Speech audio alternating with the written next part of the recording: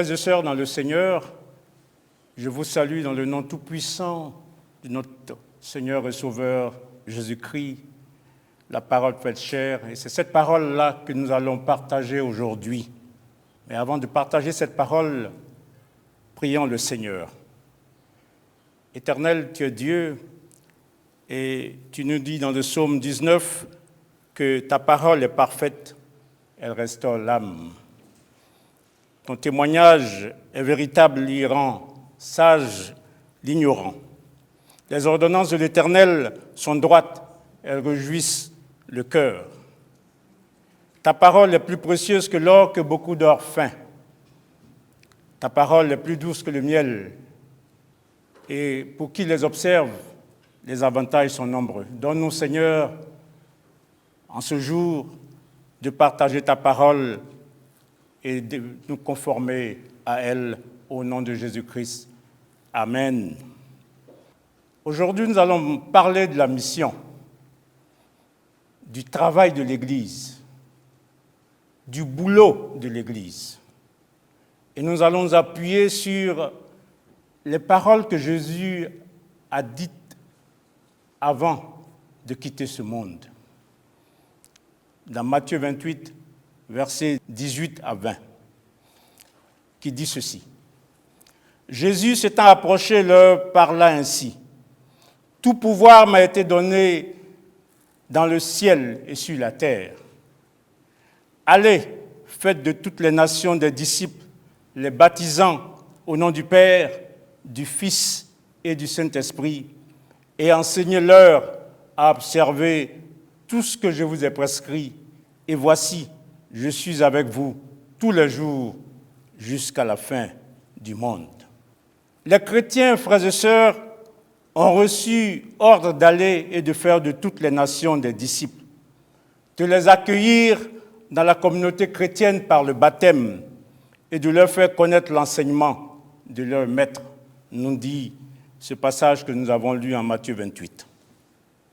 Jésus a donné cet ordre tout juste avant de quitter ce monde. C'est comme un ordre testamentaire. Et cet ordre suprême, ce grand commandement, n'a jamais été abrogé. Il reste d'actualité toujours pour le peuple de Dieu et pour l'Église. Et nous devons donc obéir. Je suis là, ce jour, devant vous, pour nous rappeler ce que Jésus a dit. Parce que si souvent, nous sommes dans le confort de nos églises et oublions cet ordre que le Seigneur a donné. Frères et sœurs dans la foi, la valeur d'une église se mesure à sa manière de faire et de former des disciples. Parce que annoncer Jésus Sauveur est le cœur de métier du chrétien et de l'Église. Aucun chrétien, aucune Église digne de ce nom ne devrait s'y dérober. Une Église qui s'y dérobe perd, je dirais, son âme. Le christianisme sans la mission, sans l'évangélisation, n'est plus le christianisme. C'est pourquoi le thème que je vais partager avec vous aujourd'hui est intitulé ainsi « Je suis missionnaire ». Tu es missionnaire. Il est missionnaire. Elle est missionnaire. Nous sommes missionnaires. Beaucoup d'entre nous s'imaginent que cette mission est réservée à un petit noyau de disciples, sans réaliser qu'elle concerne chaque chrétien. Et voici ce que l'apôtre Pierre nous écrit en 1 Pierre 2, verset 9.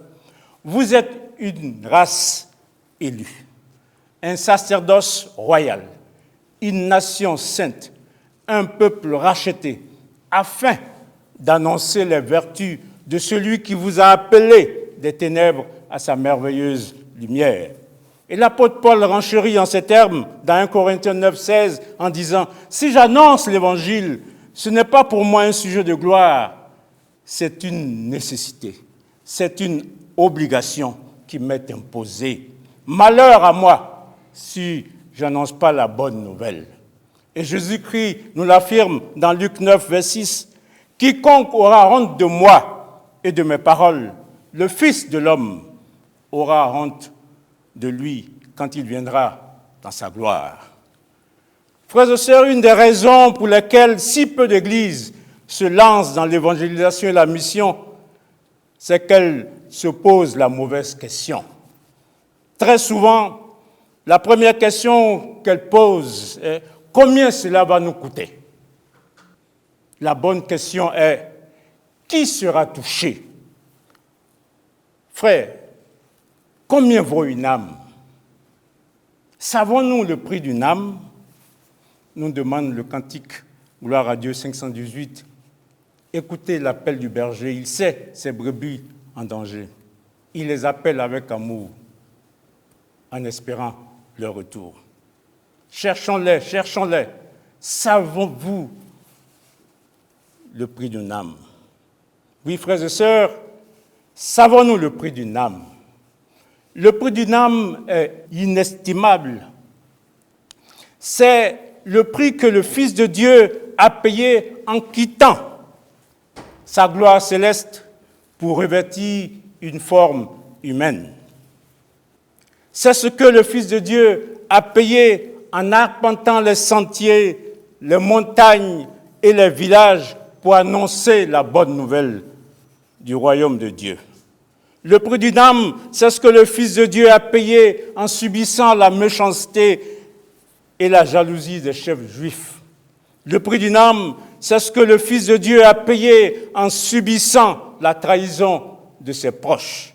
Le prix d'une âme, c'est ce que le Fils de Dieu a payé en souffrant sous Ponce Pilate. C'est ce que le Fils de Dieu a payé lorsqu'il a été accusé à tort, lorsqu'on s'est moqué de lui et qu'on lui a craché dessus. Le prix d'une âme, c'est ce que le Fils de Dieu a payé quand il a été cloué sur un bois infâme et est mort pour porter le châtiment pour nous tous. Frères et sœurs, qui me regardez, quelle immense joie lorsqu'une âme se tourne vers le Seigneur et passe des ténèbres à la lumière, de la mort à la vie. Toute âme sauvée est une joie pour les souffrances endurées par un évangéliste qui est à Kofoka ou à Toulepleu. Et c'est un tonnerre de joie dans le ciel. Dieu est heureux et dans la joie quand une âme est sauvée. S'il y avait une âme seulement à sauver sur terre, Jésus serait venu mourir spécialement, particulièrement pour elle. Le Jésus des évangiles, frères et sœurs, sillonnait village et village pour annoncer la bonne nouvelle du salut. Le cri et la prière de son cœur étaient pour les morts et les mourants, pour les perdus, pour les malades, pour les pauvres.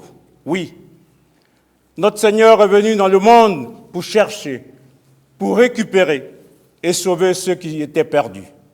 Et le cœur de chaque chrétien, de chaque disciple de Jésus, c'est de faire la même chose comme le Seigneur a fait. C'est d'aller chercher les âmes perdues et à faire tout ce qui est possible pour capturer juste un pouce de territoire des ténèbres et de l'enfer. Nous sommes associés, frères et sœurs, par le Christ à son œuvre de salut, pour faire connaître son royaume et pour permettre à tous les hommes d'y entrer. Nous devons être des bénédictions et des sources de bénédiction pour tout homme sur la terre. C'est là notre mission, c'est là notre devoir, c'est là notre responsabilité. Je suis missionnaire, tu es missionnaire, il est missionnaire, elle est missionnaire, nous sommes missionnaires. Et chaque église locale, frères et sœurs, devra afficher ses prétentions et son caractère missionnaire. Parce que le Christ a voulu que son église soit premièrement une organisation missionnaire, ou mieux encore, un organisme missionnaire, en nous donnant cet ordre suprême où il nous dit d'aller et de faire de toutes les nations des disciples. Une église peut avoir les meilleurs prédicateurs du monde, les meilleurs conducteurs du monde, les meilleurs chorales du monde, le plus beau temple du monde, les plus beaux cultes.